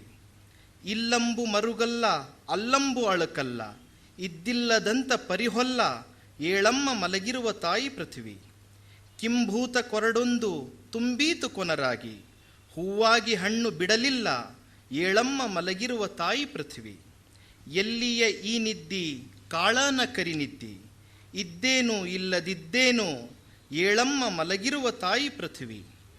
ತಟ್ಟಿದರೂ ಮಿಸುಕಿಲ್ಲ ಹಲುಬಿದರೂ ಉಲುವಿಲ್ಲ, ತುಟಿಯಲ್ಲಿ ತಟಕು ಅಲುಗಿಲ್ಲ ಏಳಮ್ಮ ಮಲಗಿರುವ ತಾಯಿ ಪೃಥ್ವಿ. ಮರೆತು ಮಲಗುವಳಲ್ಲ, ಅರಿತು ಆತುರಳಲ್ಲ, ನಿನಗಾಟ ನನಗ ಎದಿಗಿಚ್ಚ, ಏಳಮ್ಮ ಮಲಗಿರುವ ತಾಯಿ ಪೃಥ್ವಿ. ಅಂದು ಆಗಿಸಬಲ್ಲ, ನೆನೆದು ನಾಟಿಸಬಲ್ಲ, ಮಾರಿಯ ಮುಸುಕು ತೆರೆದೇಳ, ಏಳಮ್ಮ ಮಲಗಿರುವ ತಾಯಿ ಪೃಥ್ವಿ. ಹಾಲು ನಿದ್ದಿ ತೊರೆಯೇ, ಜೇನು ನಿದ್ದಿ ತೊರೆಯೇ, ಸಕ್ಕರೆಯ ನಿದ್ದಿ ತೊರೆದೇಳು, ಏಳಮ್ಮ ಮಲಗಿರುವ ತಾಯಿ ಪೃಥ್ವಿ. ಕನಸಿನ ಕನ್ನಕ್ಕಿ, ಮನಸ್ಸಿನ ಮಾಯಮ್ಮ, ಎಚ್ಚತ್ತು ತಾಯಿ ಯವೆಬಿಚ್ಚ, ಏಳಮ್ಮ ಮಲಗಿರುವ ತಾಯಿ ಪೃಥ್ವಿ. ಏಳಮ್ಮ ಏಳಮ್ಮ ಏಳೆನ್ನ ತಾಯಮ್ಮ, ಏಳದೇ ಜೀವ ಕೇಳದ, ಏಳಮ್ಮ ಮಲಗಿರುವ ತಾಯಿ ಪೃಥ್ವಿ. ಈ ಗಾಳಿ ನಿನ್ನಿಸುರು, ಈ ಬೆಂಕಿ ಮೈಗಾವ, ಮುದುಡೀದ ಮೊಗ್ಗಿ ಅರಳೀಸ, ಏಳಮ್ಮ ಮಲಗಿರುವ ತಾಯಿ ಪೃಥ್ವಿ. ಮೊಲೆ ಹಾಲು ಸಾಕಮ್ಮ, ಸವಿಲಾಲಿ ಬೇಕಮ್ಮ, ಮುದ್ದಾಡಿ ರಮಿಸಿ ಮೈದಡವ, ಏಳಮ್ಮ ಮಲಗಿರುವ ತಾಯಿ ಪೃಥ್ವಿ, ಏಳಮ್ಮ ಮಲಗಿರುವ ತಾಯಿ ಪೃಥ್ವಿ. ಇಲ್ಲಿ 3 ಪದ್ಯಗಳನ್ನು ಕೇಳಿದ್ರಿ. ಇಲ್ಲಿರೋರಲ್ಲಿ ಕೆಲವರು ಈ ಪದ್ಯಗಳನ್ನು ಮುಂಚೆನೇ ಓದ್ದವ್ರು ಇರಬಹುದು, ಇನ್ನು ಕೆಲವರು ಮೊದಲನೇ ಬಾರಿ ಕೇಳ್ತಾ ಇದ್ದೀರಾ. ಮೊದಲನೇ ಬಾರಿ ಅಲ್ಲ, ಅನೇಕ ಸಲ ಓದ್ದವ್ರಿಗೂ ಕೂಡ ಇಂಥ ಪದ್ಯಗಳು ಅರ್ಥ ಆಯ್ತಾ ಅಂದರೆ ಅದ್ರ ಬಗ್ಗೆ ಏನಾದರೂ ಹೇಳ್ತೀರಾ ಅಂತಂದರೆ, ಯಾಕೆ ಖಚಿತವಾಗಿ ಧೈರ್ಯವಾಗಿ ಹೇಳೋಕ್ಕಾಗಲ್ಲ? ಖಚಿತವಾಗಿ ಧೈರ್ಯವಾಗಿ ಹೇಳೋಕ್ಕಾದರೆ ಅದು ಕವಿತೆ ಅನಿಸ್ಕೊಳ್ಳುತ್ತಾ ಅಥವಾ ಕವಿತೆ ಸಮರಿ ಮಾತ್ರ ಆಗಿಬಿಡುತ್ತಾ? ನಾನು ಇದ್ರ ಮೂಲಕ, ಈ ಪದ್ಯಗಳ ಆಯ್ಕೆಯ ಮೂಲಕನೇ ಪ್ರಾಯಶಃ ನಿಮ್ಮ ಮನೆಗೆ ತೊಗೊಂಡು ಹೋಗ್ತೀರಾ, ಈ ಪುಸ್ತಕನೂ ನಿಮಗೆ ಕೊಟ್ಟಿದೆ, ಅಥವಾ ಬೇರೆ ಕಡೆನೂ ಹುಡುಕಿಬಿಟ್ಟು ಈ ಪದ್ಯಗಳನ್ನು ಹುಡುಕೊಂಡೇ ಓದ್ಬೋದು, ಮತ್ತೆ ಓದಬಹುದು. ಓದುವಾಗ 2-3 ಬಗೆಗಳಿದೆ ಅಂತ ಕಾಣುತ್ತೆ. ಇದ್ರ ಮೂಲಕನೇ ನಾನು ಪದ್ಯಗಳನ್ನು ಓದುವ ರೀತಿಯನ್ನು ಕೂಡ ಹೇಳೋಕ್ಕೆ ಸ್ವಲ್ಪ ಪ್ರಯತ್ನ ಪಡ್ತಾ ಇದ್ದೀನಿ. ಒಂದು ಪದ್ಯವನ್ನು ಪಿಡಿಯಾಗಿ ಓದ್ಬಿಟ್ಟು ಇದೊಂದು ಪದ್ಯನೇ ನಮಗೆ ತನ್ನದೇ ಆದ ಒಂದು ವಿಶಿಷ್ಟವಾದ ಅರ್ಥವನ್ನು ಒಳಗೊಂಡಿದೆ, ಬಿಟ್ಕೊಡುತ್ತೆ, ಅದನ್ನು ಪಡ್ಕೋಬಹುದು, ಒಂದು ಅನುಭವವನ್ನು ಕೊಡುತ್ತೆ ಅಂತ. ಮೊದಲಿಂದ ನಾವು ಹೇಳ್ತಾ ಬಂದಿರೋ ಮಾತೊಂದಿದೆ, ಕವಿತೆ ಅನ್ನುವುದು ಅರ್ಥವಲ್ಲ, ಅನುಭವ ಅಂತ. ಕವಿತೆಯನ್ನು ಓದುವುದು ಒಂದು ಎಕ್ಸ್ಪೀರಿಯನ್ಸ್. ಅದು ಒಂದು ಇಷ್ಟಷ್ಟು ಬಿಟ್ಕೊಡ್ತಾ ಹೋಗುತ್ತೆ ಹೊರತು ಲೆಕ್ಕದ ಹಾಗೆ, ಚರಿತ್ರೆ ಪಾಠದ ಹಾಗೆ ಎಲ್ಲವನ್ನು ಹೇಳಿಬಿಟ್ಟು ಮುಗೀತಿ ಪದ್ಯ ಸಹವಾಸ ಸಾಕು ಅಂತ ಅನ್ನೋಕ್ಕಾಗಲ್ಲ. ಹಾಗಂದಾಗ ಆ ಬಿಡಿ ಪದ್ಯವನ್ನು ಓದುವುದು, ಅದನ್ನು ಸಾಧ್ಯವಾದಷ್ಟು ನಮ್ಮದಾಗಿ ಮಾಡಿಕೊಳ್ಳೋದು ಒಂದು ಸಾಧ್ಯತೆ. ಎರಡನೇ ಸಾಧ್ಯತೆ, ನೀವು ಕಾವ್ಯದ ಗಂಭೀರ ವಿದ್ಯಾರ್ಥಿಗಳಾಗೋದಕ್ಕೆ ಪ್ರಯತ್ನ ಪಡ್ತಾ ಇದ್ದರೆ, ಅದೇ ಕವಿ ಬೇರೆ ಬೇರೆ ಪದ್ಯಗಳನ್ನು ಬರೆದಿದ್ದಾನಲ್ಲ, ಈ ವಸ್ತುವನ್ನು ಕುರಿತೇ ಬರೆದಿದ್ದಾನಲ್ಲ. ಮಧುರಚಂದ್ರ ಪದ್ಯ ಇದೇ ತಗೊಂಡೆ, ನನ್ನನ್ನೆಲ್ಲ ಬರೆದಿದ್ರು ಅವರು, ಮಧುರಗೀತೆ ಬರೆದಿದ್ರು, ಭೂಮಿ ಮೇಲೆ ಬೇರೆ ಬೇರೆ ಪದ್ಯಗಳು ಬರೆದಿದ್ದಾರೆ. ಅವರ ಹುಡುಕಾಟದ ಹಾದಿಯಲ್ಲಿ ಇದು ಯಾವ ಹಂತವನ್ನು ಹೇಳುತ್ತೆ? ಯಾವುದಾದ್ರೂ ಒಂದು ಹಂತವನ್ನು ಹೇಳುತ್ತಾ? ನನ್ನನ್ನೆಲ್ಲ ಅವರ ಬಹಳ ಪ್ರಸಿದ್ಧವಾದ ಪದ್ಯ ಅದು. ಈ ಪದ್ಯ ನನ್ನನ್ನೆಲ್ಲ ಆದಮೇಲೆ ಬರೆದಿದ್ದ, ಮುಂಚೆ ಬರೆದಿದ್ದ ಅನ್ನೋದು ಕೂಡ ಆ ಪದ್ಯವನ್ನು ಅರ್ಥ ಮಾಡ್ಕೊಳ್ಳೋದಕ್ಕೆ, ನಮ್ಮದಾಗಿ ಮಾಡ್ಕೊಳ್ಳೋಕ್ಕೆ ಒಂದು ಬಾಗಿಲಾಗ್ತದೆ. ಅದಕ್ಕಿಂತ ಮುಂದಕ್ಕೆ ಹೋಗಿ ಯೋಚನೆ ಮಾಡಿದಾಗ, ಇದೇ ವಸ್ತುವನ್ನು ಕುರಿತ ಅಡಿಗರ ಪದ್ಯ, ಬೇಂದ್ರೆಯವ್ರ ಪದ್ಯ ಅಥವಾ ನರಸಿಂಹಸ್ವಾಮಿಯವರ ಪದ್ಯ, ಇವೆಲ್ಲವನ್ನು ಒಟ್ಟಿಗೆ ಇಟ್ಕೊಂಡು ನೋಡಿದಾಗ ಬರತಕ್ಕಂಥ ಪರಸ್ಪರ ವಿರೋಧಗಳು ಯಾವುದು, ಪರಸ್ಪರ ಸಂಬಂಧಗಳು ಯಾವುದು? ಹಾಗೂ ಓದಿದಾಗ ನಾವು ಕನ್ನಡ ಕವಿತೆಯನ್ನು ಒಟ್ಟಾಗಿ ಓದ್ತಾ ಇರ್ತೀವಿ ಹೊರತು ಬಿಡಿ ಬಿಡಿ ಕವಿತೆಗಳನ್ನು ಹಂಗೆ ಓದ್ತಾ ಇರೋದಿಲ್ಲ. ಇದರಲ್ಲಿ ನಾನು ಒಂದು ತಪ್ಪು ಒಂದು ಸರಿ ಅಂತ ಹೇಳ್ತಿಲ್ಲ. ಬಿಡಿ ಬಿಡಿ ಕವಿತೆ ಓದೋದು ಒಂದು ಎಕ್ಸರ್ಸೈಸ್ ಆ್ಯಂಡ್ ಪ್ರಾಕ್ಟೀಸ್. ಒಬ್ಬ ಕವಿ ಅಷ್ಟು ಕವಿತೆ ಇಟ್ಕೊಂಡು ಓದೋದು ಇನ್ನೊಂದು ಎಕ್ಸರ್ಸೈಸ್ ಆ್ಯಂಡ್ ಪ್ರಾಕ್ಟೀಸ್. ಇನ್ನೊಂದು, ಒಟ್ಟು ಕನ್ನಡ ಕಾವ್ಯ ಲೋಕದ ಎಲ್ಲ ಕವಿತೆಗಳ ನೆನಪು ನಮ್ಮ ತಲೆ ಒಳಗಡೆ ತುಂಬಿಕೊಂಡಿರುತ್ತಲ್ಲ, ಅವುಗಳ ಸಹಯೋಗದಲ್ಲಿ ಇದು ನೋಡೋದು ಇನ್ನೊಂದು ಸಾಧ್ಯತೆ ಅಂತ ಕಾಣುತ್ತೆ. ಹಾಗೆ ನೋಡೋಕೆ ಹೋದಾಗ ಇನ್ನೊಂದು ಸಲ ಏನಾಗುತ್ತೆ, ಕೆಲವು ಪದ್ಯಗಳು ಮೊದಲಿಂದ ಕೊನೆ ತನಕ ಬೆಳೀತಾ ಇರುತ್ತಾ ಅಥವಾ ಒಂದೇ ಆಶಯವನ್ನು ಮತ್ತೆ ಸ್ಟ್ಯಾನ್ಜಾಗಳಲ್ಲಿ ಹೇಳ್ತಾ ಹೋಗುತ್ತಾ? ಈ ಪದ್ಯ ಯಾವ ಥರದ್ದು ಅಂತ ನಾನು ಕೇಳ್ತಿರೋದೇನು ಅಂದರೆ, ಪದ್ಯದ ಸ್ಟಾರ್ಟಿಂಗ್ ಪಾಯಿಂಟಲ್ಲಿ ಕವಿಗಿರ್ತಕ್ಕಂಥ ಮನಸ್ಥಿತಿಗೂ ಪದ್ಯ ಮುಗಿಯೋವಾಗ ಅವನು ಬರೆಸೋಕ್ಕಂಥ ತೀರ್ಮಾನಕ್ಕೂ ಅಥವಾ ಒಂದು ಮನಸ್ಥಿತಿಗೂ ಇರುವಂಥ ಬೆಳವಣಿಗೆ ಯಾವುದು? ನಿಮಗೆ ಇಲ್ಲಿ ಮಿಸ್ಲೀಡ್ ಮಾಡೋದೇನು ಅಂತಂದರೆ, ಈ ಪದ್ಯದಲ್ಲಿ ಏಳವ್ವ ಮಲಗಿರುವ ತಾಯಿ ಪೃಥ್ವಿ ಅನ್ನೋದು ಪ್ರತಿ ಸ್ಟ್ಯಾಂಜಾ ಕೊನೆಯಲ್ಲೂ ರಿಪೀಟ್ ಆಗ್ತಾ ಇದೆ, ಪ್ರತಿ ಸ್ಟ್ಯಾಂಜಾ ಕೊನೆಯಲ್ಲೂ ಬರ್ತಾ ಇದೆ. ಹಾಗೆ ಬರೋದ್ರಿಂದ ಪದ್ಯಕ್ಕೆ ಏನಾಗುತ್ತೆ? ಮತ್ತು ತಾಯಿಯ ಇನ್ನೊಂದು ಸಮಸ್ಯೆ, ಇನ್ನೊಂದು ಬಹಳ ಮುಖ್ಯವಾದ ದಾರಿ ಎಂದರೆ, ಪದ್ಯ ನಮ್ಮಲ್ಲಿ ಯಾವ ರೀತಿಯ ಪ್ರಶ್ನೆಗಳನ್ನು ಹುಟ್ಟಿಸುತ್ತೆ, ಆ ಪ್ರಶ್ನೆಗಳನ್ನು ಕಂಡುಕೊಳ್ಳೋದು ಕೂಡ ಪದ್ಯವನ್ನು ಗ್ರಹಿಸ್ತಕ್ಕಂಥ ಒಂದು ಬೀಗದ ಕೈ ಅಂತ ನಾನು ಅಂದ್ಕೊಂಡಿದ್ದೇನೆ. ಆ ಪ್ರಶ್ನೆಗಳು ಯಾವುದು? ಈ ತಾಯಿ ಮಲಗಿರೋದನ್ನ ಹೇಳ್ತಾ ಇದ್ದಾರಾ ಅಥವಾ ನಿಶ್ಚೇತವಾಗಿರೋದನ್ನು ಹೇಳ್ತಾ ಇದ್ದಾರಾ, ನಿರ್ಜೀವವಾಗಿರೋದನ್ನು ಹೇಳ್ತಾ ಇದ್ದಾರಾ? ಇದು ಆ ಪದ್ಯದ ಒಳಗೆ ಹೊಕ್ಕಾಗಲೇ ಗೊತ್ತಾಗೋದು. ನಮ್ಮ ಕಾಲದ ಓದು ಆಶಯಗಳ ಹುಡುಕಾಟದಲ್ಲಿರುತ್ತೆ, ವಿವರಗಳಿಂದ ಆಶಯಗಳ ಕಡೆ ಹೋಗೋದಿಲ್ಲ. ಅನೇಕ ಸಂದರ್ಭಗಳಲ್ಲಿ ತಾತ್ಪರ್ಯದ ಕಡೆ ಇರುತ್ತೆ. ಆದರೆ ಪದ್ಯದ ಬಿಡಿ ಬಿಡಿ ವಿವರಗಳನ್ನು, ಸ್ಟ್ಯಾಂಜಾಗಳನ್ನು ನೋಡ್ತಾ ಹೋದಾಗ ನಮಗೆ ಮೂಡ್ತಕ್ಕಂಥ ತಿಳುವಳಿಕೆ ಯಾವ ಥರದ್ದಿದೆ? ಬೇಂದ್ರೆ ಅವರ ಚಿಗುರಿಗಳ ಚೆಲುವೆ ಈಗ ತಾನೇ ತಾರಿಣಿಯವ್ರು ಓದಿದ್ರಲ್ಲ, ಆ ಓದು ನಮ್ಮ ಇವತ್ತಿನ ವಾಸ್ತವಕ್ಕೆ ಅವ್ರು ಹೇಳ್ತಾರೆ ಕೊನೆಯಲ್ಲಿ, ಒಡವೆಲ್ಲೋ ಮಗನೇ ಉಸಿರಿದ್ದ ಒಡಲು. ಭಾಳ ಮುಖ್ಯವಾದ ಸಾಲ ಪದ್ಯದಲ್ಲಿ. ಒಡವೆ ಅನ್ನೋ ಮಾತಿಗಿರೋ ಅರ್ಥ ಗೊತ್ತು ನಮಗೆ, ಪ್ರಾಪರ್ಟಿ, ಸ್ವತ್ತು, ನಮ್ಮದು, ಇದು ನಂದು ನಂದು ಅಂತ ಅನ್ಕೋಜಗಳಿಗೆ. ಇದು ಒಡವೆ ಅಲ್ಲ ಅಂತಾರೆ ಅವರು ಭೂಮಿನ. ಒಡವೆಲ್ಲೋ ಮಗನೇ ಉಸಿರಿದ್ದ ಒಡಲು. ಇದೇ ಬೇರೊಂದು ಕಡೆ ಬರೀತಾರೆ, ಇಳೆ ಎಂದರೆ ಬರೀ ಮಣ್ಣಲ್ಲ, ನಮಗೋ ನೋಡುವ ಕಣ್ಣಿಲ್ಲ. ಇಳೆ ಎಂದರೆ ಬರೀ ಮಣ್ಣಲ್ಲ, ನಮಗೋ ನೋಡುವ ಕಣ್ಣಲ್ಲ. ಯಾಕೆ ಈ ಪದ್ಯ ಇವತ್ತು ರೆಲೆವೆಂಟ್ ಆಗುತ್ತೆ? ನಾವು ಭೂಮಿಯನ್ನು ಈಗ ಮಣ್ಣು ಅಂತ ನೋಡ್ತಾ ಇದ್ದೀವಲ್ವಾ, ಪ್ರಾಪರ್ಟಿ ಅಂತ ನೋಡ್ತಾ ಇದ್ದೀವಲ್ವಾ, ಒಡವೆ ಅಂತ ನೋಡ್ತಾ ಇದ್ದೀವಿ. ಈಗಲೇನೋ ಅಥವಾ ಯಾವಾಗಲೂ ಹೀಗೇನೋ? ಈಗ ಅಂದ್ಕೊಂಡು ನಮ್ಮ ಕಾಲವನ್ನು ಬೈಕೊಳ್ಳೋದೊಂದು ಇರುತ್ತೆ. ಆದರೆ ಹಿಂದಿನ ಕಾಲದಲ್ಲಿ ಇದಕ್ಕಿಂತ ಬಹಳ ಚೆನ್ನಾಗಿ ಬೇರೆ ಇತ್ತೋ?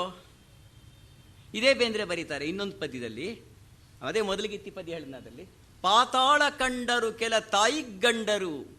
ಭೂಮಿಗೆ ಭೂಪತಿ ಅಂತ ನಾವು ರಾಜ ಅಂತ ಹೊಗಳ್ತೀವಲ್ಲ, ಅವನ ತಾಯಿಗೆ ಗಂಡ ಅಂತ, ಭೂಪತಿನ ಪದನೇ ಬಳಸ್ಕೋದು, ಭೂಮಿಗೆ ಗಂಡ ಅಂತ.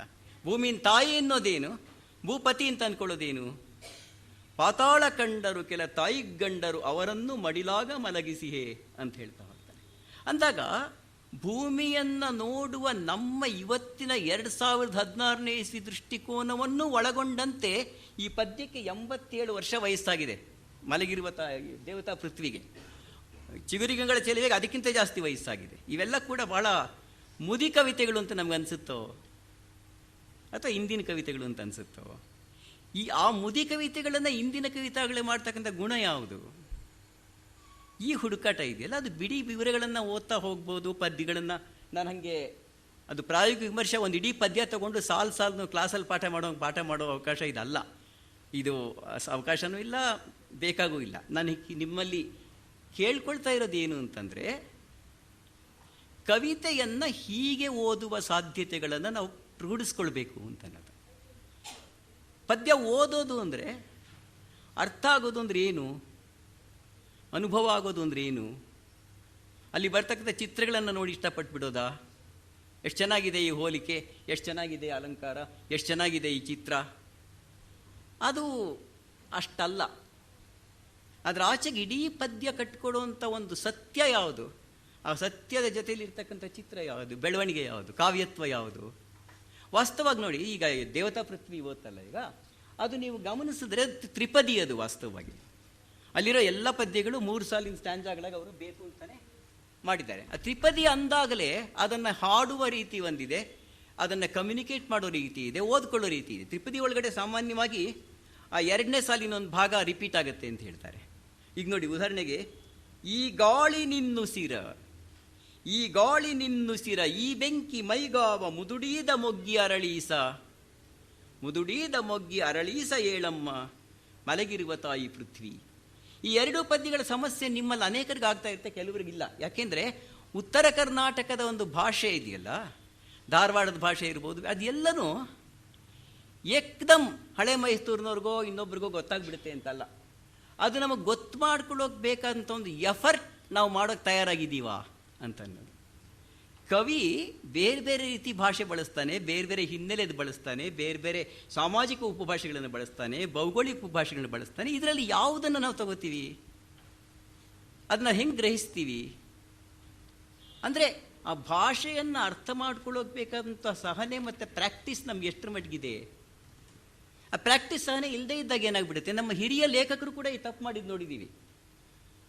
ಲಂಕೇಶ್ ಅವರು ಕೂಡ, ಅಥವಾ ಚಂಪಾ ಅವರು ಕೂಡ ಕುಸುಂಬಾಲೆ ನನಗೆ ಅರ್ಥ ಆಗಿಲ್ಲ ಅಂದ್ರಪ್ಪ, ನಂಗೆ ಇನ್ನೂ ಓದೋಕ್ಕಾಗಿಲ್ಲ ಅಂದ್ರಪ್ಪ. ಅದನ್ನ ಹೇಗೆ ತಗೊಳ್ಳೋದು? ಪಂಪನನ್ನು ಓದೋದಕ್ಕೆ ಕಷ್ಟಪಡೋಕೆ ನಾವು ತಯಾರಾಗಿದ್ದೀವಿ, ಶೇಕ್ಸ್ಪಿಯರ್ನ ಓದೋದಕ್ಕೆ 400 ವರ್ಷಗಳು ಇಂಗ್ಲೀಷ್ನ ಓದಿ ನಮೂದು ಮಾಡ್ಕೊಳ್ಳೋಕೆ ತಯಾರಾಗಿದ್ದೀವಿ. ನಮ್ಮ ದೇವನೂರು ಮಹಾದೇವನ್ನ ಓದೋದಕ್ಕೆ ನಮ್ಗೆ ಅಸಹನೆ ಯಾಕಿರುತ್ತೆ? ಅಥವಾ ಉತ್ತರ ಕರ್ನಾಟಕದ ಯಾರೋ ಒಬ್ಬರು ಅವ್ರ ಭಾಷೆಯಲ್ಲಿ ಬರೆದು ಅರ್ಥ ಮಾಡ್ಕೊಳ್ಳೋಕೆ ಅಸಹನೆ ಯಾಕಿರುತ್ತೆ? ನಾನೇನು ಹೇಳ್ತಾ ಇದ್ದೀನಿ ಅಂತಂದರೆ, ಪದ್ಯ ಎನ್ನುವುದು ಸಂತೋಷ ಕೊಡುವ ಎಕ್ಸ್ಪೀರಿಯನ್ಸ್ ಆಗಬೇಕಾದ್ರೆ ನಮ್ಮಿಂದ ಕೂಡ ಒಂದು ಎಫರ್ಟ್ ಆಗಬೇಕು ಅಂತ. ಮೇಸ್ಟ್ ಹೇಳೋ ಅಷ್ಟು ಎಫರ್ಟ್ ಅಲ್ಲ, ಮೇಸ್ಟ್ ಹೇಳೋ ಪಾಠ ಮಾತ್ರ ಅಲ್ಲ ಅದು. ಆ ಎಫರ್ಟ್ ಮತ್ತೆ ಪದ್ಯವನ್ನು ಓದೋದ್ರಿಂದ ಅಪ್ರೋಚ್ ಮಾಡಿ ನೀವು 1000 ಪದ್ಯ ಓದಬೇಕಾಗಿಲ್ಲ, 10 ಪದ್ಯ ಜೀವಮಾನವೆಲ್ಲ ಓದ್ಬೋದು, ಮುಖ್ಯವಾದ ಪದ್ಯಗಳು ಸಿಕ್ಕೊಂಡ್ರೆ.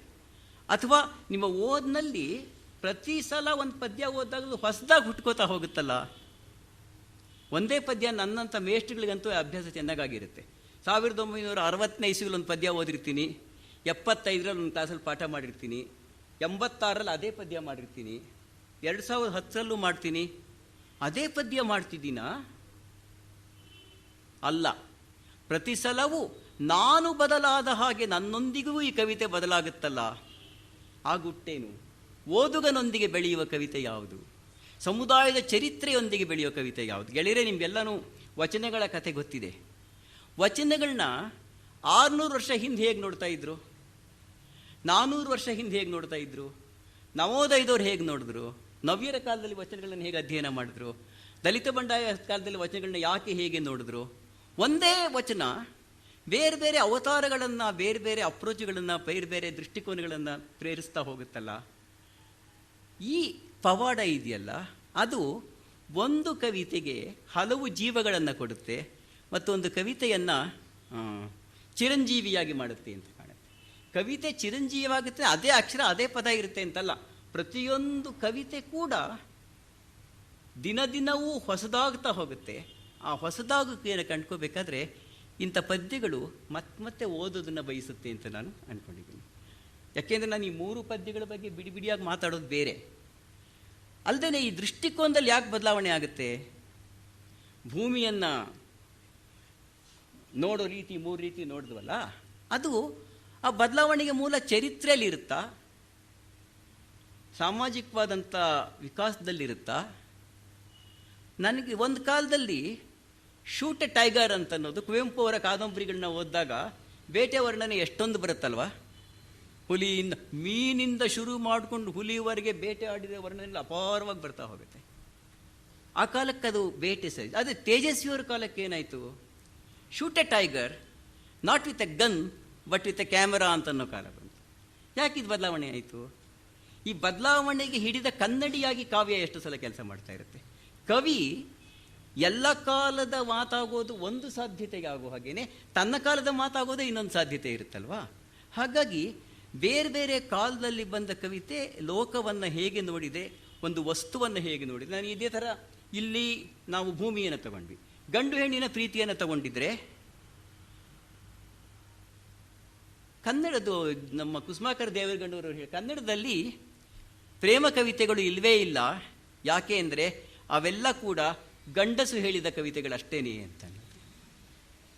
ಒಂದು ಕ್ಷಣ ನೋಡಿದಾಗ ದಿಗಿಲಾಗತ್ತೆ ಮತ್ತು ಹೌದು ಅನಿಸ್ಬಿಡುತ್ತೆ. ಬೇಂದ್ರೆಯವರ ಕವಿತೆಗಳಲ್ಲೂ ಕೂಡ ಆಡದಿರು ಮನದನ್ನೇ ಎನಗೆ ಇದಿರಾಡದಿರು ಅಂತಲೇ ಶುರುವಾಗುತ್ತೆ ಎಷ್ಟೋ ಪದ್ಯ. ಬೇರೆ ಥರದ್ದು ಇರ್ಬೋದು ಪದ್ಯಗಳು, ಆದರೆ ಈ ಒಂದು ಆ್ಯಟಿಟ್ಯೂಡೇ ಹೀಗಿದ್ದಾಗ ಗಂಡು ಹೆಣ್ಣಿನ ಪ್ರೇಮವನ್ನು ಕುರಿತ ಕವಿತೆಗಳು ಕೂಡ ಕಾಲದಿಂದ ಕಾಲಕ್ಕೆ ಹೊಸ ಆಕಾರಗಳನ್ನು, ಸಂಬಂಧದ ಬಗೆಯೇ ಹೊಸ ಹೊಸ ತಿಳುವಳಿಕೆಗಳನ್ನು ಕೊಡ್ತಾ ಹೋಗುತ್ತಲ್ವ.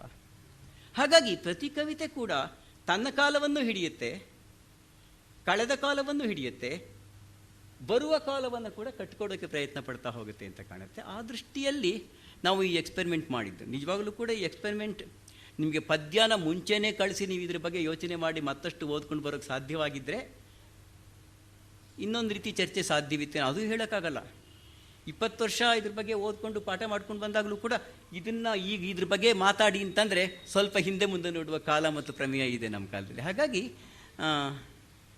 ನಾವು ನಿಜಕ್ಕೂ ಪ್ರಯತ್ನ ಪಡ್ತಿರೋದು ಈ ಪದ್ಯಗಳು ನೆಪಗಳು ಅಥವಾ ಕಾರಣಗಳು, ಇವುಗಳ ಮೂಲಕ ನಾವು ಪ್ರಯತ್ನ ಪಡ್ತಿರೋದು ಏನು ಅಂದರೆ ಪದ್ಯವನ್ನು ಓದಬಹುದಾದ ಹಲವಾರು ಸಾಧ್ಯತೆಗಳಿಗೆ ಬಾಗಿಲು ತೆಗೆಯೋದಕ್ಕೆ ಪ್ರಯತ್ನ ಪಡ್ತಿರೋದು. ಹೀಗೂ ಓದ್ಬೋದು, ಹೀಗೂ ಓದ್ಬೋದು. ಬೆಳಗ್ಗೆಯಿಂದ ಮಾತಾಡ್ತಿದ್ದೀವಲ್ಲ, ಕಾವ್ಯವನ್ನು ಕುರಿತಾದ ಶಿಕ್ಷಣ ಅನ್ನೋದರ ಸ್ವರೂಪ ಏನು, ಕವಿತೆಯನ್ನು ಕುರಿಯೋದಕ್ಕೆ ಬೆಳೆಸೋದಕ್ಕೆ ಸೆನ್ಸಿಬಿಲಿಟಿ ಯಾವ ಥರದ್ದು ಅಂತ. ಮತ್ತು ಇನ್ನೊಂದು ಜಡ್ಜ್ಮೆಂಟ್ ಇರುತ್ತೆ. ಈಗ ನೀವು 3 ಪದ್ಯ ಕೇಳಿದ್ರಪ್ಪ, ಚೆನ್ನಾಗಿತ್ತಾ? ಚೆನ್ನಾಗಿತ್ತು ಸರ್. ಎಲ್ಲ ಚೆನ್ನಾಗಿತ್ತ? ಯಾವುದು ಚೆನ್ನಾಗಿತ್ತು? ಎಲ್ಲ ಚೆನ್ನಾಗಿತ್ತು ಅಂದರೆ ಪ್ರಾಬ್ಲಮ್ ಶುರು ಆಯಿತು ಅಂತ. ಒಂದು ರೀತಿ ತಾರತಮ್ಯಗಳನ್ನು ಕಟ್ಟೋದಲ್ಲ, ಯಾವುದೋ ಒಂದು ಪದ್ಯ ಗ್ರೇಟು ಇನ್ನೊಂದು ಕೇಳು ಈ ಥರ ಹೈರಾರ್ಕಿ ಕ್ರಿಯೇಟ್ ಮಾಡೋದಲ್ಲ. ಆದರೆ ಯಾವುದೋ ಒಂದು ನನಗೆ ಹೆಚ್ಚು ಇಷ್ಟ ಆಗುತ್ತಲ್ಲ, ಯಾಕೆ ಇಷ್ಟ ಆಯಿತು? ಬೇಂದ್ರೆದೋ, ಮಧುರಚಂದ್ರದೋ ಅಥವಾ ನರಸಿಂಹಸ್ವಾಮಿಯವ್ರದ್ದು ಯಾಕೆ ಹೆಚ್ಚಿಗೆ ಇಷ್ಟ ಆಯಿತು? ನಾವು ಓದಿದ್ದನ್ನು ಕೇಳಿ ತೀರ್ಮಾನ ತಗೋಬೇಡಿ. ನೀವೇ ಪದ್ಯ ಓದಿದಾಗ ತಗೊಳ್ಳೋ ತೀರ್ಮಾನ ಇರುತ್ತಲ್ಲ, ಆ ತೀರ್ಮಾನ ಬಹಳ ಮುಖ್ಯವಾದ್ದು ಅಂತ ಕಾಣುತ್ತೆ. ಇಲ್ದಿದ್ರೆ ಹುಲ್ಲು ತಿನ್ಬೋದು, ತರಕಾರಿನೂ ತಿನ್ಬೋದು, ಹಣ್ಣು ತಿನ್ಬೋದು ಅನ್ನೋ ಥರದ್ದು ಒಂದಿರುತ್ತೆ. ಎಲ್ಲನೂ ತಿನ್ನೋದಲ್ಲ. ಕವಿತೆ ಒಳಗಡೆ ಬಹಳ ಮುಖ್ಯವಾದ ಒಂದು ಪದ ಅಭಿರುಚಿ ಅಂತ ಅನ್ನೋದು, ಟೇಸ್ಟ್ ಅಂತ ಅನ್ನೋದು. ಟೇಸ್ಟ್ ಅನ್ನೋದು ಯಾವುದನ್ನು ಓದಬೇಕು, ಯಾಕೆ ಓದಬೇಕು ಅನ್ನೋ ತೀರ್ಮಾನವನ್ನು, ಹೇಗೆ ಓದಬೇಕು ಅನ್ನೋ ಒಂದು ತಿಳುವಳಿಕೆಯನ್ನು ಕೊಡ್ತಾ ಹೋಗುತ್ತೆ. ಮತ್ತು ಈ ಟೇಸ್ಟ್ ಅನ್ನೋದು ನಿಂತ ನೀರಾಗಬಾರದು. ಇದನ್ನ ಬೇಕಾದ್ರೆ ಅಂಡರ್ಲೈನ್ ಮಾಡಿ ಬರ್ಕೋಬೋದು. ಟೇಸ್ಟ್ ನಿಂತ ನೀರಾದರೆ ನವ್ಯರ ಕವಿತೆ ಓದ್ಕೊಂಡು ಬೆಳೆದವರು ನವ್ಯರ ಕವಿತೆಯಲ್ಲಿ ನಿಂತು ಹೋಗ್ತಾರೆ. ಪೂತಿನ ಬೇಂದ್ರೆ ಓದ್ಕೊಂಡು ಬೆಳೆದವರು ಬೇಂದ್ರೆಯಿಂದ ಆಚೆಗೆ ಹೋಗೋಕ್ಕೆ ಇಷ್ಟನೇ ಪಡೋದಿಲ್ಲ. ನಮ್ಮ ದೊಡ್ಡ ದೊಡ್ಡ ವಿಮರ್ಶಕರಿಗೂ ಹೀಗೆ ಆಗಿದೆ. ನಾನು ಓದುಗರ ಬಗ್ಗೆ, ಕಾವ್ಯ ಕಮ್ಮಡದಲ್ಲಿ ಭಾಗವಹಿಸೋ ನಿಮ್ಮ ಬಗ್ಗೆ, ನನ್ನ ಬಗ್ಗೆ ಮಾತ್ರ ಹೇಳ್ತಾ ಇಲ್ಲ. ಅವರ ಓದು ಯಾಕೆ ಸ್ಥಗಿತವಾಗುತ್ತೆ ಅಂದರೆ ಅವರ ಅಭಿರುಚಿಗೆ ಒಂದು ಬಗೆಯ ಮುಕ್ತತೆ ಮತ್ತು ಬೆಳವಣಿಗೆ ಇರೋದಿಲ್ಲ. ಅಂದರೆ ನಿಜವಾದ ಸಾಹಿತ್ಯಾಭಿರುಚಿ, ಕಾವ್ಯಾಭಿರುಚಿ ಏನು ಮಾಡುತ್ತೆ ಅಂದರೆ ಹೊಸ ಹೊಸ ಕವಿತೆಗಳು ಹೊಸ ಬಗೆಯಲ್ಲಿ ಬಂದಾಗ ಅದನ್ನು ಗ್ರಹಿಸುವ, ಒಳಗೊಳ್ಳುವ ಸಾಧ್ಯತೆಗಳನ್ನು ಓಪನ್ ಆಗಿ ಇಟ್ಕೊಂಡಿರುತ್ತೆ. ಅಂಥ ಒಂದು ಅಭಿರುಚಿ ನಿಮ್ಮದಾಗಬೇಕು ಅಂತ ನಾನು ಇಷ್ಟಪಡ್ತಕ್ಕಂಥ. ಯಾಕೆಂದರೆ ಕವಿತೆ ಹೊಸದಾಗುತ್ತೆ, ಓದುಗ ಹಳಬನಾಗಿ ಉಳಿದುಬಿಟ್ರೆ ಏನಾಗುತ್ತೆ? ಕವಿತೆ ಜೊತೆಯಲ್ಲಿ ಓದುಗರು ಹೊಸಬರಾಗಬೇಕಲ್ವಾ? ಆ ಹೊಸಬರಾಗುವ ತೆರೆದ ಬಾಗಿಲುಗಳು ನಿಮ್ಮ ಮನಸ್ಸುಗಳಾಗಲಿ ಅಂತ ನಾನು ಅಂದ್ಕೊಂಡಿರ್ತಕ್ಕಂಥದ್ದು. ಇದು ನಮ್ಮ ಈ ಚರ್ಚೆ ಹಿಂದೆ ಇದ್ದ ಉದ್ದೇಶ ಅಷ್ಟೇ. ಯಾಕೆಂದರೆ ಈ ಪದ್ಯ ಕೇಳಿದ ತಕ್ಷಣ ಇಲ್ಲಿ ಬಂದುಬಿಟ್ಟು ಪದ್ಯದ ಬಗ್ಗೆ ಅಭಿಪ್ರಾಯ ನೀವು ಕೊಡಬೇಕು ಅಂತ ಅಂದ್ಕೊಳ್ಳೋದಾಗಲಿ, ಕೊಡದೇ ಇದ್ದು ನೀವು ಪದ್ಯ ಬರಲ್ಲ ಅಂತ ಅಂದ್ಕೊಳ್ಳೋದಾಗಲಿ ದಡ್ತನ ಅಂತ ನಂಗೆ ಗೊತ್ತಿದೆ. ಯಾಕೆಂದರೆ ಪದ್ಯ ಒಳಗಡೆನೆ ಹೋಗದೆ ಅದ್ರ ಬಗ್ಗೆ ಮಾತಾಡೋದು ಹೇಗೆ? ಅದು ನಿಜವಾದ ನಿಧಾನಕ್ಕಾಗಬೇಕಾದಂಥ ಒಂದು ಪ್ರಾಸೆಸ್ ಅಂತ ನನಗೆ ಕಾಣುತ್ತೆ. ಸ್ನೇಹಿತರೆ, ಇಲ್ಲಿವರೆಗೂ ನೀವು ಕೇಳಿದ 3 ಪದ್ಯಗಳ ಬಗ್ಗೆ ಒಳಗಡೆ ಆಲೋಚನೆ ಮಾಡ್ತಾಯಿರಿ. ನಿಮ್ಮೊಳಗೆ ಪದ್ಯ ಇಳೀಲಿ ಅಂತ ಆಶಿಸ್ತೀನಿ. ಜೊತೆಗೆ 3 ಪದ್ಯಗಳು ಭೂಮಿ ಪದ್ಯಗಳು. ಈ ಭೂಮಿ ಪದ್ಯಗಳ ಬಗ್ಗೆ ಓದ್ತಾ ಇದ್ದಾಗ ನನಗೆ ಅನಿಸಿದ್ದು, ಸರ್, ಮಹಿಳೆಯರು ಯಾಕೆ ಭೂಮಿ ಮೇಲೆ ಜಾಸ್ತಿ ಈ ಥರ ಬರೆದಿಲ್ಲ ಅಂತ ಅನ್ನಿಸ್ತು. ಅದು ಒಂದು ಆರ್ಕಿಟೈಪಲ್ ಆಗಿರೋ ಅಂಥ ಮದರ್ ಫಿಗರನ್ನು ತಗೊಂಡಾಗ ಯಾಕೆ ಈ ಥರ ಅವ್ರು ನೋಡ್ಲಿಕ್ಕೆ ಆಗಿಲ್ಲ, ಅಥವಾ ಬೇರೆ ಥರ ನೋಡೋ ದೃಷ್ಟಿ ಯಾಕೆ ಬೆಳೀತು, ಅಥವಾ ಇದನ್ನು ನಾವು ಒಂದು ಎಲಿಮೆಂಟಲ್ ಆಗಿ ನೋಡೋವಂಥ ಒಂದು ಪ್ರಶ್ನೆ ಬಂದಾಗ ಪಂಚಭೂತಗಳ ಒಂದು ಇದರಲ್ಲಿ ತಗೊಂಡಂಥ ಕವಿತೆಗಳು ಯಾಕೆ ಇಷ್ಟೊಂದು ಸೆಲೆಬ್ರೇಟ್ ಆಗ್ತವೆ ಅಂತ ಒಂದು ಪ್ರಶ್ನೆಯನ್ನು ಇಟ್ಕೊಂಡೇ ಇದನ್ನು ಮುಗಿಸ್ತೀವಿ. ಇದನ್ನು ಗುಂಪು ಚರ್ಚೆಗಳಲ್ಲಿ ಮತ್ತೆ ನಾವು ಎತ್ಕೋಬೋದು. ಇವತ್ತಿನ ಪದ್ಯ ಇಲ್ಲಿ ಓದಿದ್ದೀವಿ ಅಂದ ತಕ್ಷಣ ಇದು ಮುಗೀತು ಅಂತ ಅರ್ಥ ಅಲ್ಲ. ನಮ್ಮ ಮತ್ತೆ ಬೇರೆ ಬೇರೆ ಇದರಲ್ಲಿ ತಗೋಬೋದು ಅಂತ ಅನ್ಕೋತೀನಿ. ಯಾಕೆಂದರೆ ನನಗೆ ಕೇಳ್ತಾ ಶಿವಪ್ರಕಾಶ್ ಅವ್ರ ಪದ್ಯ ಮತ್ತು ನಾಗಲಿಂಗಂದು ಪದ್ಯ ಕೂಡ ನೆನಪಾಯಿತು. ಸಮಗಾರ ಭೀಮವ್ವ ಎದೆ ಹಾಲು ನೀಡವ್ವ ಇದೆಯಲ್ಲ, ಅದರ ಮುಂದುವರಿಕೆ. ಮತ್ತು ನಾಗಲಿಂಗ ಯತಿ ಮಠದಲ್ಲೂ ಅದನ್ನು ಹಾಗೆ ಹಾಡ್ತಾರಂತೆ. ಅದು ನಾನು ಕೇಳಿಲ್ಲ, ಆದರೆ ಹೇಳಿದರು ಅದನ್ನು ಹಾಡ್ತಾರೆ ಅಂತ.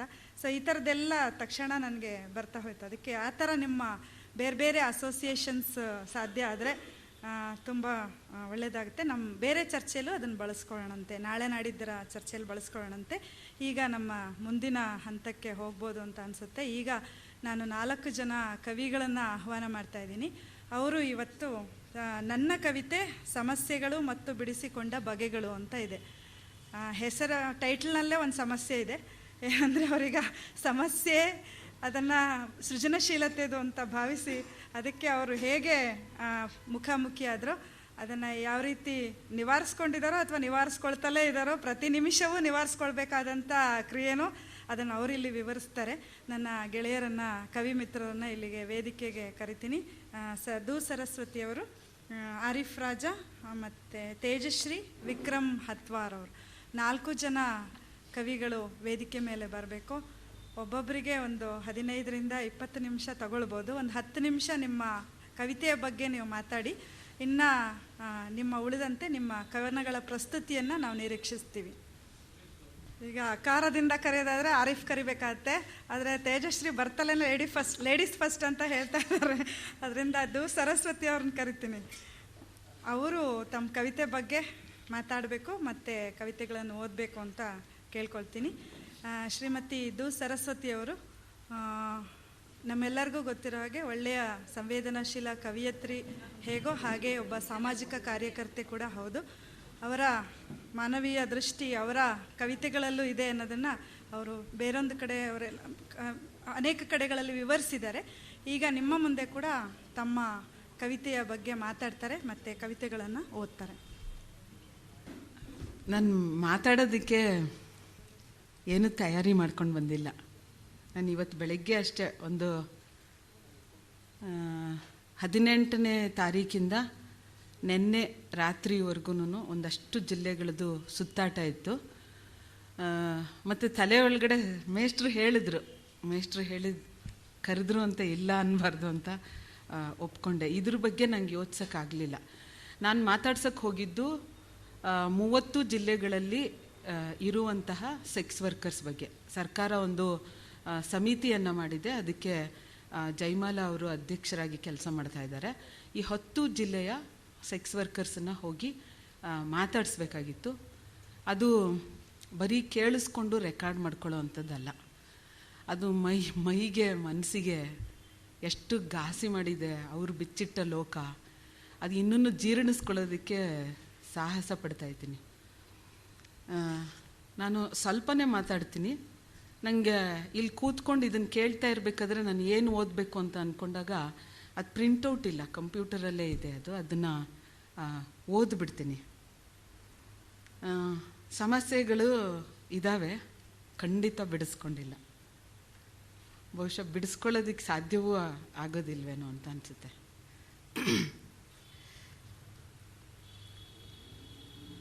ನಾನು ಅಚಾನಕ್ಕಾಗಿ ಬರೆಯೋಳಾದೆ. ನಾನು ಸುಮ್ಮನೆ ನನ್ನ ಪಾಡಿಗೆ ನಾನು ಬರೆದು ಮುಚ್ಚಿಟ್ಕೋತಾ ಇದ್ದೆ. ನಾನೊಬ್ಳು ಕವಿ ಅಂತ ನಾನೂ ಭಾವಿಸಿರಲಿಲ್ಲ, ಜಗತ್ತೂ ಭಾವಿಸಿರಲಿಲ್ಲ. ಆಗೊಮ್ಮೆ ಈಗೊಮ್ಮೆ ನಾನು ಭಾಗಿಯಾಗಿದ್ದಂಥ ಮಾನಸ ಪತ್ರಿಕೆಯಲ್ಲಿ 4 ಲೈನ್ 5 ಲೈನ್ ಖಾಲಿ ಉಳ್ಕೊಳ್ಳೋದು, ಅದಕ್ಕೆ ಫಿಲ್ಲರ್ ಆಗಿ ಸೇರಿಸ್ಕೋತಾ ಇದ್ದೆ. ನಾನು ಪ್ರೂಫ್ ನೋಡೋಕೆ ಹೋದಾಗ ಈಳಾ ಪ್ರೆಸ್ಸಲ್ಲಿ ಅವಾಗ ಏನೋ ಮಾಡೋದಪ್ಪ, ಏನೂ ಸುದ್ದಿ ಸಿಕ್ಕಿಲ್ಲ ಅಂದಾಗ ಹಿಂಗೆ 4 ಲೈನ್ ಸೇರಿಸ್ತಾ ಇದ್ದೆ. ಅದನ್ನ ಯಾರೂ ಹೆಚ್ಚು ಏನೂ ಗಮನಿಸಿರಲಿಲ್ಲ. ಇನ್ಯಾವುದೋ ಒಂದು ಹಂತದಲ್ಲಿ ಈ ಜಗತ್ತಿಗೆ ನಾನು ಏನು ಅಂತ ತೋರಿಸೇ ಬಿಡಬೇಕು ಅಂತ ಅಂದ್ಬಿಟ್ಟು ಬರೆದಿರೋನೆಲ್ಲ ಜೆರಾಕ್ಸ್ ಮಾಡಿ ಕಡೆಂಗೋಡ್ಲು ಶಂಕರ್ ಭಟ್ರ ಪ್ರಶಸ್ತಿಗೆ ಕಳಿಸಿದ್ದೆ. ಅಂದರೆ ಈಗ ನಾನು ಆಮೇಲೆ ಯೋಚಿಸ್ಕೊಂಡಾಗ ನಂದು ಇನ್ಯಾವ ಪಾಟಿ ದುರಾಂಕಾರ ಇದ್ದಿತ್ತು ಅಂತ ಅಂದ್ಕೊಂಡೆ. ಯಾಕಂದರೆ ನಾನು 7ನೇ ತರಗತಿಗೆ 8ನೇ ತರಗತಿಯಿಂದ ಭಾಷೆ ಬೇರೆ ಆಯಿತು, ಸಂಸ್ಕೃತ ಓದಿದ್ದು. ಕನ್ನಡನ ನೀವು ಕುವೆಂಪು ಕಾರಂತರ ನಂತರ ರಾಮಾಯಣ ದರ್ಶನ ಓದು ಅಂತಂದ್ರೂ ಓದೋದಕ್ಕೆ ಸ್ವಲ್ಪ ತಿಣ್ಕಾಡ್ತೀನಿ. ನನ್ನ ಆಸೆಗೆ ಓದ್ತೀನಿ. ನಾನು ನನಗಿಷ್ಟ ಆಗೋ ಪದ್ಯನ, ನನಗಿಷ್ಟ ಆಗೋ ಕಥೆನ, ನನಗಿಷ್ಟ ಆಗೋ ಕಾದಂಬರಿಯನ್ನು ಆನಂದಿಸ್ತೀನಿ, ಪದೇ ಪದೇ ಓದ್ತೀನಿ, ಓದೋದಕ್ಕೆ ಹಚ್ತೀನಿ. ಅಂಥದನ್ನು ಮಾಡ್ಕೊಂಡಿದ್ದವಳು. ಇನ್ನು ಯಾವಾಗಲೂ ನೊಂದ್ಕೊಂಡಾಗ ಇವರು ತೋರಿಸ್ಬಿಡ್ಬೇಕು ನಾನು ಏನು ಅಂತ ಅಂದ್ಬಿಟ್ಟು, ಅದನ್ನು ಕವಿತೆ ಮೂಲಕನೇ ಯಾಕೆ ತೋರ್ಸೋಕ್ಕೋದೆ ಅನ್ನೋದು ನನಗೆ ಈ ಹೊತ್ತಿಗೂ ಅರ್ಥ ಆಗಿಲ್ಲ. ಅದನ್ನು ಪೋಸ್ಟ್ ಡಬ್ಬಕ್ಕೆ ಎಸೆದ ಮೇಲೆ ಅಹಂಕಾರ ಆವಾಗಲೇ ಹುಡುಗೋಯ್ತು. ನನಗೆ ಏನೂ ಅನಿಸಿರಲಿಲ್ಲ. ಯಾವಾಗಲೂ 10 ದಿವಸ ಆದಮೇಲೆ ನಿಮಗೊಂದು ಅವಾರ್ಡ್ ಬಂದಿದೆ ಅಂತ ಯಾರೋ ಕಲಾಕ್ಷೇತ್ರದಲ್ಲಿ ಕೇಳಿದಾಗ ಯಾಕ್ರಿ ಜೋಕ್ ಮಾಡ್ತೀರಿ ಅಂತ ಹೇಳಿದ್ದೆ. ಅದಕ್ಕೆ ನೀವೇ ತಾನೇ ದು ಸರಸ್ವತಿ ಅಂತ ಅಂದ್ಬಿಟ್ಟು ನಾನು ದು ಸರಸ್ವತಿ ಅಂತ ಹಾಕಿದ್ದೆ ಹೆಸರು. ಅದರಲ್ಲಿ ಆ ಅವಾರ್ಡ್ ಬಂದು ಅಧಿಕೃತವಾಗಿ ಕವಿ ಅಂತ ಕರೆಸ್ಕೊಂಡೆ ನಾನು. ಈಗಲೂ ನೀವು ಕವಿನ ಅಂತ ಅಂದರೆ, ಸರಸ್ವತಿ ಕವಿ ಅಂತಂದರೆ ಯಾರದು ಅಂತ ಹಿಂದೆ ಮುಂದೆ ನೋಡ್ಕೊಳ್ಳೋ ಅಷ್ಟು ನನಗೆ ಮುಜುಗರನೂ ಆಗುತ್ತೆ. ಆದರೆ ನಾನು ಬರೀತೀನ ಅಂದರೆ ಬರೀತೀನಿ. ಬರೆಯೋದಕ್ಕೆ ಇಷ್ಟ. ಯಾಕೆ ಅಂತಂದರೆ ಸುಮ್ಮನೆ ನನ್ನನ್ನು ನಾನು ನೀಕೋಬೇಕು. ಎಲ್ಲವನ್ನೂ ಕೇವಲ ಮನುಷ್ಯ ಸಂಬಂಧದಲ್ಲಿ ನೀಗ್ಕೊಳ್ಳೋದಕ್ಕೆ ಸಾಧ್ಯ ಆಗೋದಿಲ್ಲ. ಒಂಟಿಯಾಗೇನೆ ನಾವು ಎಲ್ಲರೂ ಏಕಾಂಗಿಗಳೇನೆ. ಏಕಾಂಗಿಯಾಗಿ ಈ ಜಗತ್ತನ್ನು ಎದುರಿಸ್ಬೇಕು. ಅದನ್ನು ಎದುರಿಸೋ ಅಂಥ ಪ್ರೋಸೆಸ್ಸಲ್ಲಿ ನನಗೆ ಬರವಣಿಗೆ ನಂಗೆ ಸಹಾಯ ಮಾಡಿದೆ. ಆ ಪ್ರತಿ ಸಲನೂ ಸಂಕಟ ಅದು. ನಿಮ್ಗೆ ಯಾರಿಗಾರು ಮೈಗ್ರೇನ್ ತಲೆನೋವು ಪರಿಚಯ ಇದ್ದರೆ ಅದು ಹೆಂಗೆ ಶುರುವಾಗಿ ತಾರಕಕ್ಕೆ ಏರಿ ಕಕ್ಕಿ ಆಮೇಲೆ ನಿದ್ದೆ ಮಾತ್ರೇನೂ ಸೇರಿ ಒಂದು ಪೇನ್ ಕಿಲ್ಲರ್ ನುಂಗಿದ ಮೇಲೆ ಆಮೇಲೆ ಯಾಕೋ ತಲೆ ಹಗೂರವಾಗಿದೆ ಅಂತ ಅನಿಸುತ್ತೆ. ಅಂಥ ಸಂಕಟ ನನಗೆ ಬರಿಬೇಕು ಅಂತಂದರೆ ಅದನ್ನು ಒಳಗೆ ಇಟ್ಕೊಂಡು ಎಷ್ಟಂತ ಬದುಕಲಿ ನಾನು? ಮತ್ತು ಯಾಕೆ ಬರಿತೀನಿ ಅನ್ನೋದು ನನಗೆ ಇವತ್ತಿಗೂ ಕಾಡೋ ಅಂಥ ಪ್ರಶ್ನೆ. ಅದಕ್ಕೆ ನಾನು ತುಂಬ ಗ್ಯಾಪ್ ತಗೊಂಡು ಪ್ರಕಟಿಸೋದಕ್ಕೆ ಹೋಗೋದಿಲ್ಲ. ನಾನು ಏನಕ್ಕೆ ಬರಿಬೇಕು? 4 ಜನರಿಗೆ ಇದು ಗೊತ್ತಾಗಬೇಕು ಅಂತನಾ? ಅಥವಾ ನನಗೇನೋ ಒಂದು ಪುರಸ್ಕಾರ ಸಿಗಲಿ, ಒಂದು ಐಡೆಂಟಿಟಿ ಸಿಕ್ಕಲಿ ಅಂತನಾ? ಹಂಗಂತಂದರೆ ಅದನ್ನು ಆಬ್ಸಲ್ಯೂಟಾಗಿ ಇಲ್ಲ ಅಂತ ನಾನು ಹೇಳಲಾರೆ. ಯಾರೋ ಎಲ್ಲೋ ಹೋಗ್ಬಿಟ್ಟು ಮೇಡಮ್ ಇದು ಓದಿದೆ, ನನಗೆ ಎಷ್ಟು ಇಷ್ಟ ಆಯಿತು ಗೊತ್ತಾ, ನನ್ನೇ ನಾನು ಅದರಲ್ಲಿ ಗುರ್ತಿಸ್ಕೊಂಡೆ ಅಂತ ಹೇಳಿದಾಗ ನಿಜವಾಗ್ಲೂ ಸಮಾಧಾನ ಆಗಿದೆ. ಬಹುಶಃ ಅದೇ ನನ್ನ ಬರವಣಿಗೆಗೆ ಸಿಕ್ಕಿರೋ ಅಂಥ ಬಹುದೊಡ್ಡ ಇದು ಅಂತ ನಾನು ಭಾವಿಸ್ತೀನಿ.